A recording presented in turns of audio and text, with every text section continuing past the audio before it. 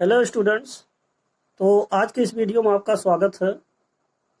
आज हम चर्चा करेंगे यूपी बोर्ड क्लास 10th के लिए पोएट्री से तीसरा पोयम द विलेज सॉन्ग के बारे में, और जिसको लिखा है सरोजनी नायडू ने, और जिनका जन्म 1879 में हुआ और जबकि इनकी मृत्यु 1949 में हो गया था। तो जहाँ तक सरोजनी नायडू का सवाल है, यह एक बहुत ही विख्यात कवित्री, देशभक्त और राजनीतिज्ञ और सामाजिक सेवा करने में बहुत ही माहिर नेता थीं। साथ ही साथ इनके बारे में कहा जाता है she is also called the Nightingale of India, यानी कि इनको भारत की कोकिला के नाम से भी जाना जाता है क्योंकि इनकी आवाज़ें बेहद मधुर थीं। और जबकि यह एक प्रथम राष्ट्रीय कांग्रेस पार्टी की महिला सदस्य थीं जो उत्तर प्रदेश के लिए गवर्नर बनी हुई थीं, और इन्होंने बहुत सारे कविताओं को लिखा है, जिसमें से कुछ इमिनेंट जो पोएम्स हैं, जो फेमस पोएम हैं, जैसे the bird of time, the broken wing, the golden threshold, ये सब कुछ ऐसी कविताएं हैं जो बहुत ही फेमस हैं। तो ये था सरोजनी नायडू के बारे में संक्षिप्त परिचय। अब आप थोड़ा सा पोएम के बारे में भी समझ लीजिए। इस कविता में सरोजनी नायडू एक ऐसी माँ और उसकी एक लड़की के बारे में एक छोटी सी लघु कथा बताती हैं, छोटी सी कहानी कहती हैं, जिसमें माँ अपनी लड़की से उसे विवाह करने के लिए प्रेरित करती है, जबकि उसका विवाह का दिन है और जिस दिन उसका विवाह होना था उसी दिन वह लड़की अपनी माँ से विवाह करने को इनकार करती है और वह वन में जाकर के, जंगलों में जाकर के प्राकृतिक सुंदरता अथवा सौंदर्य के साथ रहना चाहती है और प्रकृति के गोद में रहना चाहती है। वह एक ऐसे सन्यासिनी यानी कि रेक्लूज के भेष में रहना चाहती है और वह सांसारिक किसी भी प्रकार की सुख सुविधाओं को नहीं लेना चाहती, क्योंकि वह यह समझती है कि यह संसारिक सुख सुविधाएं कोई सुख नहीं है, कोई इसमें आनंद नहीं है, बल्कि यह दुख का भंडार है। तो कुछ इसी तरीके से ये कविता है। आइए देखते हैं कविता के बारे में। तो अब इसमें आपका पहला स्टेंजा है, जिसमें माँ अपनी बेटी से क्या कहती है। Honey child whither are you going, प्रिय बेटी तुम कहाँ जा रही हो।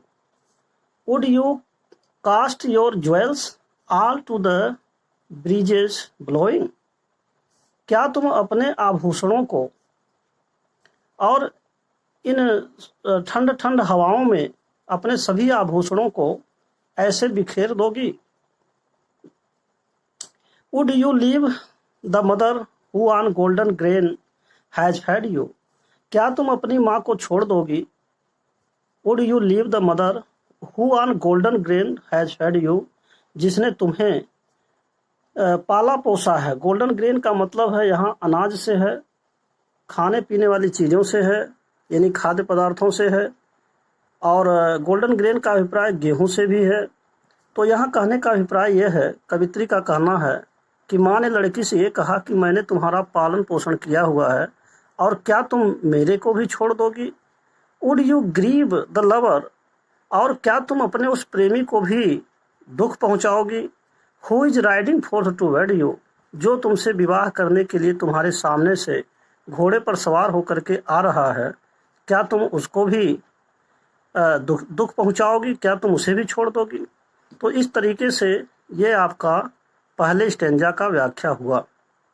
एक बार और देख लीजिए। हनी चाइल्ड, माँ अपनी लड़की से कहती है, प्रिय बेटी तुम कहाँ जा रही हो। Whither are you going? Would you cast your jewels all to the breeze blowing, क्या तुम अपने इन सभी आभूषणों को ऐसे ठंड ठंड हवा में फेंक दोगी। Would you leave the mother who on golden grain has fed you, क्या तुम अपनी माँ को भी छोड़ दोगी जिसने तुम्हें पाला पोसा है। Would you grieve the lover who is riding for to wed you, और क्या तुम अपने उस प्रेमी को छोड़ दोगी या उसको दुख पहुँचाओगी जो तुम्हारे सामने से तुमसे विवाह करने के लिए घोड़े पर सवार होकर के आ रहा है। तो क्या तुम उसे भी दुख पहुंचाओगी, अर्थात क्या तुम उसे भी छोड़ दोगी। तो ये था आपका पहला स्टेंजा। अब आइए देखें नेक्स्ट स्टेंजा। दूसरे स्टेंजा में ये जो लड़की है अपनी माँ को जवाब देती है, और क्या जवाब देती है? मदर माइन, मेरी माँ, to the wild forest I am going, मैं बहुत ही विशालकाय जंगल में जा रही हूँ। Where upon the champa boughs, ऐसे जंगल में जा रही हूँ जहाँ पर चंपा की शाखाओं में the champa buds are blowing, जो चंपा के पुष्प हैं या कलियाँ हैं खिली हुई हैं, मैं ऐसे जंगल में जा रही हूँ।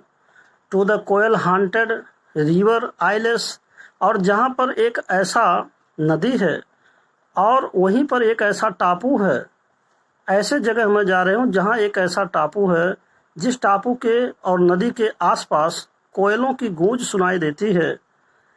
And where lotus lilies glisten, और जहाँ पर कमल के फूल और कमदनी के पुष्प चमक रहे हैं, जहाँ की नदियों में कमल के फूल और कमदनी के पुष्प चमक रहे हैं, और जहाँ के टापू पर कोयलों की आवाज़ें गूंज रही हैं, ऐसे जंगल में मैं जा रही हूँ।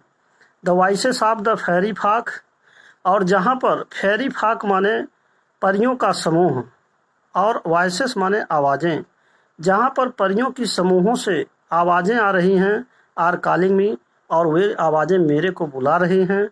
ओ लिसन, हे मेरी माँ, तुम भी तो सुनो। तो दूसरे स्टेंजा में एक बार पुनः देख लीजिए। मदर माइन, मेरी माँ, लड़की जवाब देती अपनी माँ को, हे मेरी माँ, to the wild forest I am going, मैं बहुत बड़े विशालकाय जंगल की तरफ जा रही हूँ।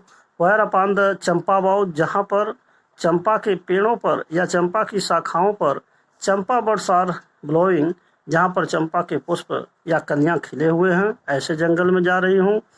या फिर ऐसे जगह जा रही हूँ टू द कोयल हांटेड, जहाँ पर कोयल हांटेड रिवर, एक ऐसे जगह जा रही हूँ जहाँ पर नदियाँ हैं एंड आइलेस, और एक टापू है जिस टापू के आसपास कोयलों की आवाज़ें गूंज रही हैं, और जबकि उसकी नदियों में कमल के पुष्प और कमदनियों के पुष्प चमक रहे हैं, ऐसे जंगल में जा रही हूँ।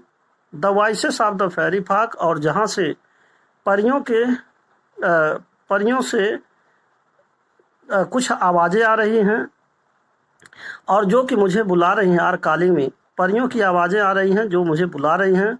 ओ लिसन, और हे मेरी माँ, अगर हो सके तो तुम भी सुनो। तो इस तरीके से दूसरा स्टेंजा आपका समाप्त हुआ। अब आइए तीसरा स्टेंजा देखते हैं। तीसरे स्टेंजा में है, अब उसकी माँ पुनः अपनी लड़की से कहती है, हनी चाइल्ड, मेरी प्रिय बेटी, the world is full of pleasure, यह जो संसार है यह सुख से भरा हुआ है। आर ब्रीडल सॉन्ग्स ऑफ ब्रीडल सॉन्ग्स, और यह संसार ऐसा है जहाँ पर विवाह संबंधी गीत गाए जाते हैं। एंड क्रेडल सॉन्ग्स, और ऐसे भी गीत गाए जाते हैं जो लोरी के गीत होते हैं। जिस प्रकार से बच्चों को सुलाते समय जब बच्चों को लोरी गीत गाए जाते हैं उसे क्रेडल सॉन्ग कहा जाता है। तो यहाँ पर ब्रीडल सॉन्ग्स एंड क्रेडल सॉन्ग्स, यानी जहाँ पर वैवाहिक गीत भी होते हैं इस दुनिया में, इस संसार में, और जहाँ पर लोरियाँ भी गाई जाती हैं बच्चों के लिए जो कितने प्रिय होते हैं। And sandal is scented leisure, और यह दुनिया ऐसी है जहाँ पर इत्र और गुलाल भी बिखेरे गए होते हैं। लेजर, और कितना आनंद है इस संसार में, बहुत सारे आनंद हैं। माँ अपनी बेटी से इस तरह से समझाती है। Your bridal robes are in the bloom, और जबकि तुम्हारे जो वैवाहिक वस्त्र हैं, ब्रीडल माने वैवाहिक और रोब्स माने वस्त्र यानी गारमेंट्स जिसको कहेंगे, तुम्हारे जो वैवाहिक वस्त्र हैं, आर इन द लूम, जो कि वह लूम में तैयार किए जा रहे हैं, यानी कि लूम का मतलब हथकरघा होता है जहाँ पर वस्त्र बनाए जाते हैं। तो तुम्हारे वस्त्र तो लूम में तैयार हो रहे हैं। सिल्वर एंड सैफरन ग्लोविंग, और ऐसे वस्त्र बुने जा रहे हैं जिस वस्त्र का कलर जो है वो सिल्वर कलर का है, यानी चांदी जैसा है, अथवा सैफरन कैसरिया रंग का है। ग्लोविंग माने जो आभा बिखेर रहा है, यानी कि चांदी जैसा और कैसरिये जैसा रंग वाला आभा बिखेरता हुआ तुम्हारा वस्त्र तैयार हो रहा है।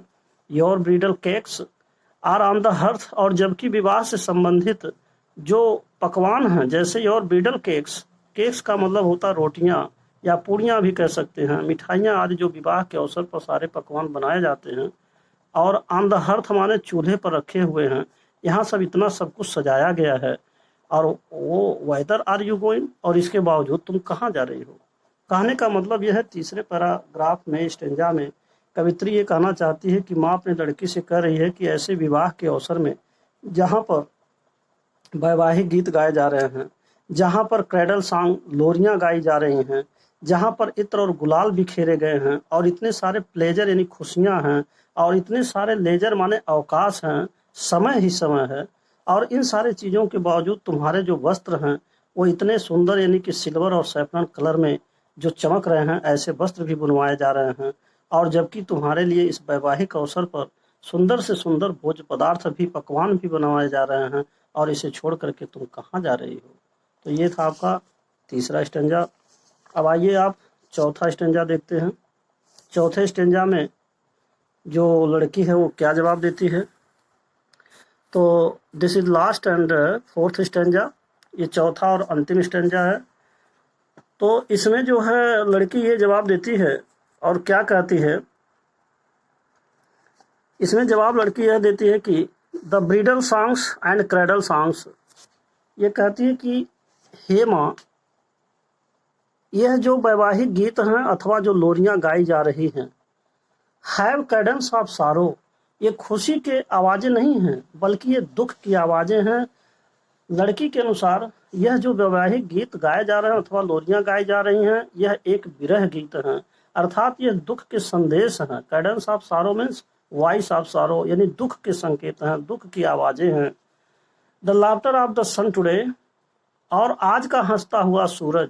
कहने का मतलब यह है कि लड़की ये कहना चाहती है कि आज इस दिन भले ही देखने में ऐसी प्रसन्नता दिख रही है कि जैसे सूरज जैसी चमक है आज के इस दिन में। The wind of the tomorrow, लेकिन कल के लिए क्या होगा, कल के लिए ये मौत जैसी हवा बहने लगेगी। यानी आज का एक दिन जो दिखने में इतना प्रसन्नतादायी या चमक लिया हुआ है जैसे कि सूर्य हो, निश्चित रूप से कल यही मौत का कारण बन जाएगा और एक हवा अथवा मौत का ब्यार जिसे कह सकते हैं, यानी मृत्यु के हवा बहने लगेंगे। ये जरूरी नहीं कि जो आज का सुख है ऐसा ही सुख कल भी हो। फार स्वीटर, फार, अब इसके बाद अंतिम में फिर लड़की कहती है कि माँ, बहुत दूर से स्वीटर साउंड, और कितनी मधुर आवाज आ रही है। द फॉरेस्ट नोट्स, जरा देखो जंगल की ओर से जो सुंदर आवाजें आ रही हैं, जो दूर से आ रही हैं। Where forest streams are falling, जहाँ पर जंगल में जो झरने हैं गिर रहे हैं, और जंगल के झरनों के गिरने से जो कलकल की ध्वनि हो रही है, उन झरनों की जो आवाजें आ रही हैं उनको, ओ मदर माइन, हे मेरी प्रिय माँ, जरा उनको सुनो कितनी सुंदर हैं। आई कैन नॉट स्टे, लेकिन मैं रुक नहीं सकती। अर्थात लड़की का कहना यह है कि मैं यह वैवाहिक कार्यक्रम में शामिल नहीं होंगी, अर्थात मैं विवाह नहीं करूंगी, मैं यहाँ नहीं रुकूंगी। द फेरी फाक आर कॉलिंग, क्योंकि जो परियों का समूह है ना वह मुझे बुला रही हैं। तो इस कविता को लिखने वाले जो कवित्री हैं सरोजनी नायडू हैं। इस प्रकार आपका ये कविता अब यहीं पर समाप्त होता है। और ये पोएम नंबर 3 यानी द विलेज सॉन्ग, जिसको सरोजनी नायडू ने लिखा, और मैं आशा करता हूँ कि अब आपको निश्चित रूप से इस कविता का आनंद जरूर मिला होगा। तो अब ये कविता यहीं पर समाप्त होता है। और अंत में मैं यही कहूँगा कि यदि आप मेरे चैनल पर पहली बार हैं तो कृपया मेरे चैनल को सब्सक्राइब करना ना भूलें, साथ ही साथ बेल आइकन भी अवश्य प्रेस कर दें, जिससे कि जो भी नए वीडियोज़ मैं बनाऊँ उसका नोटिफिकेशन आप तक अवश्य पहुँच सके। And finally thanks for watching this video.